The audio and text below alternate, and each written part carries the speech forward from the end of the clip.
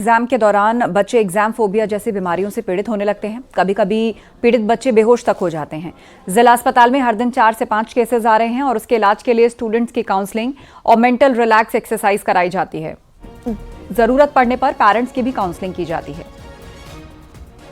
Knowledge का effect मान लो, आजकल पेरेंट्स अवेयर हैं, उनको कहीं पर भी लगता है कि अगर बच्चा थोड़ा बहुत भी परेशानी में है तो वो यूजुअली कम वो आते हैं अधिकतर, चाहे वो कहें कि मैडम काउंसलिंग करवा दीजिए, लेकिन वो समझते हैं। अगर हम जो पेरेंट्स नहीं समझ रहे हैं, जो पेरेंट्स बच्चे जिनकी सीवियरिटी ज़्यादा हो जाती है, उनकी काउंसलिंग हम करते हैं।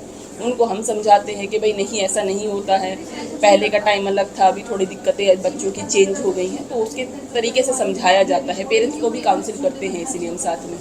हाईटेक सिटीज में जहां पर बच्चों पर पीयर प्रेशर होता है, सोसाइटी का प्रेशर होता है, पेरेंट्स का प्रेशर होता है और ख़ास तौर पे इस तरीके की समस्याएं जिस तरीके से आपके आसपास सोसाइटीज़ में बच्चों पर पढ़ाई को लेकर स्ट्रेस होता है और परफॉर्मेंस अच्छी देने का स्ट्रेस होता है, इस तरीके की समस्याएं अब देखने को मिलने लगी हैं। लिहाजा जो साइकेट्रिस्ट हैं जिला अस्पताल की, उनका कहना है कि बच्चों पर स्ट्रेस ना दिया जाए और उन्हें एक बेहतर माहौल दिया जाए ताकि वो रिलैक्स मोड में पढ़ सके। 24 घंटे पढ़ाई से स्ट्रेस लेवल लगातार बच्चों के बीच देखा जा रहा है और ये बढ़ रहा है, जो कि एक चिंता का विषय है।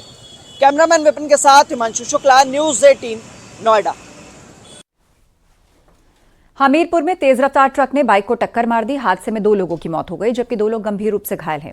घायलों को अस्पताल ले जाया गया है, उनका इलाज किया जा रहा है। चारों लड़के एक बाइक पर सवार थे। पुलिस ने ट्रक वाले को भी हिरासत में ले लिया है। हादसा मुस्करा थाना क्षेत्र के गुंदेला मोड़ के पास हुआ है।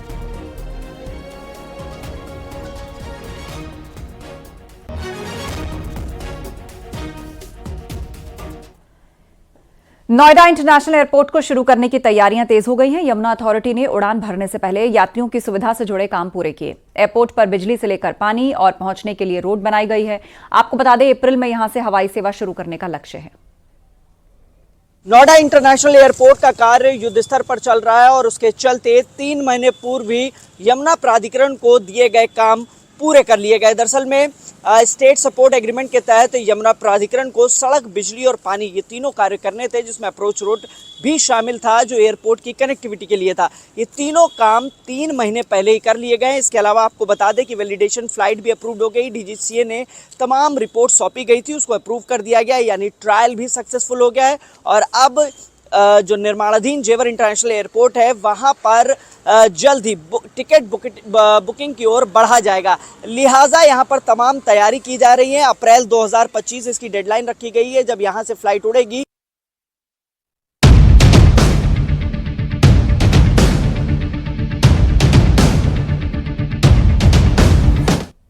संभल में बिजली चोरी से जुड़ी बड़ी खबर सामने आई है। बिजली विभाग के मुताबिक यहां पर बिजली चोरी में 1400 केसेस दर्ज हुए हैं, जिसमें 16 मस्जिद और 2 मदरसे शामिल हैं। इनके ऊपर कुल 11 करोड़ का जुर्माना लगाया गया। 20 लाख की वसूली भी की जा चुकी है और 2 दिन पहले भी 42 लोगों के खिलाफ बिजली चोरी की रिपोर्ट दर्ज हुई। संभल में बीते 1 महीने में 11 करोड़ की बिजली चोरी हुई। खास बात यह कि इसमें से अकेले 1 करोड़ 91 लाख का जुर्माना एसपी सांसद बर्ग पर लगा है। बिजली विभाग ने बिल जमा करने के लिए बर्ग को 1 हफ्ते का समय दिया है।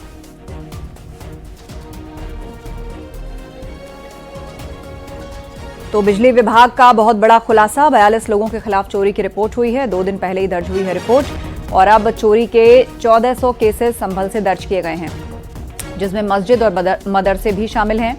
16 मस्जिद, 2 मदरसे जिनमें बिजली की चोरी पकड़ी गई। विभाग ने 11 करोड़ का जुर्माना सब पर लगाया है। 42 लोगों के खिलाफ चोरी की रिपोर्ट हुई है। 2 दिन पहले ही ये रिपोर्ट दर्ज हुई है।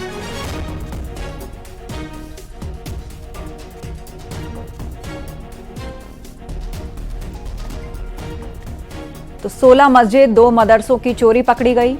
विभाग ने 11 करोड़ का जुर्माना लगाया। संभल से ये बड़ी खबर बिजली चोरी से जुड़ी हुई। 2 दिन पहले ही रिपोर्ट दर्ज हुई है। बिजली विभाग का बहुत बड़ा खुलासा, बिजली विभाग का बड़ा खुलासा। चोरी के 1400 केसेस दर्ज किए गए हैं और आपको बता दें कि बिजली विभाग ने बिजली बिल जमा करने के लिए बर्ग को 1 हफ्ते का समय भी दिया है।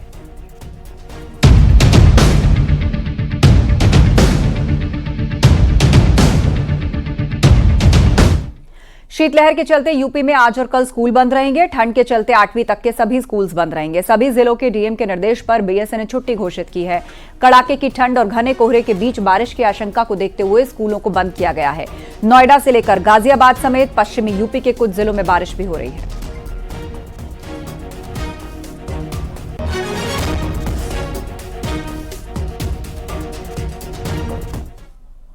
गोरखपुर में कड़ाके की ठंड पड़ रही है। जनजीवन अस्त व्यस्त है। बर्फीली हवाओं के साथ कड़ाके की ठंड से बचने के लिए लोग घरों में कैद होने को मजबूर हैं। ठंड से राहत पाने के लिए लोग अलाव का सहारा ले रहे हैं। बर्फीली पड़ रही है, जबकि इस तरह से जो ठंडी पड़ रही है इसमें जीवन अस्त व्यस्त है। जो ठंड पड़ रही है इससे आग ही एक सहारा है, इसलिए सभी लोग अलाव और आग के पास ही जा रहे हैं। बर्फीली है, जैसे लग रहा है कि समुद्री जो हवाएं चलती है उसके हिसाब से क्या, या जैसे मैं बुजुर्गों के लिए और पशुओं के लिए सबसे अधिक दिक्कत है, क्योंकि हम लोग तो मान लीजिए किसी तरह घर में रह करके काम चला लेते हैं, लेकिन पशुओं को घर में नहीं रखा जा सकता है। दिल्ली एनसीआर समेत गाजियाबाद में कल रात से हल्की बूंदाबांदी हो रही है। इस वजह से जहां एक और कोहरे में कमी आई है तो वहीं दूसरी ओर मौसम में ठिठुरन बढ़ गई है। कल रात से हो रही बूंदाबांदी से कोहरे में कमी आई और विजिबिलिटी कुछ बढ़ी है। मौसम विभाग के मुताबिक 17 ऐसे जिले हैं जिनमें आगामी 2 दिन तक बारिश होने की संभावना है। इसमें गाजियाबाद भी शामिल है। बूंदाबांदी के चलते पॉल्यूशन में भी गिरावट आई। कल तक गाजियाबाद का AQI 300 के पार था। आज सुबह AQI 261 है।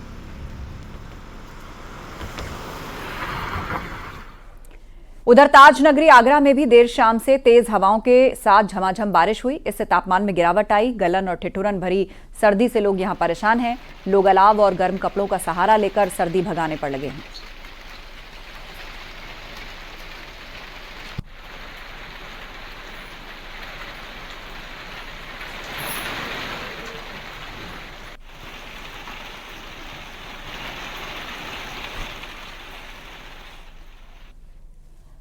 बहराइच में भीषण सड़क हादसा हुआ है। तेज रफ्तार कार रेलवे के गाटर से टकरा गई। हादसे में कार सवार एक बुजुर्ग की मौत हो गई, जबकि 2 बच्चों समेत 8 लोग गंभीर रूप से घायल हो गए। घायलों को बहराइच मेडिकल कॉलेज में भेजा गया है, जहां उनका इलाज चल रहा है। गंभीर रूप से घायल 5 लोगों को लखनऊ ट्रॉमा सेंटर रेफर किया गया। ड्राइवर को छोड़कर हादसे के शिकार लोग एक ही परिवार के हैं। सभी लोग फखरपुर थाना क्षेत्र के एक घरवा गांव के रहने वाले हैं। हादसा मटेरा थाना क्षेत्र के शंकर मार्ग पर हुआ, जिसमें कार के परखच्चे उड़ गए।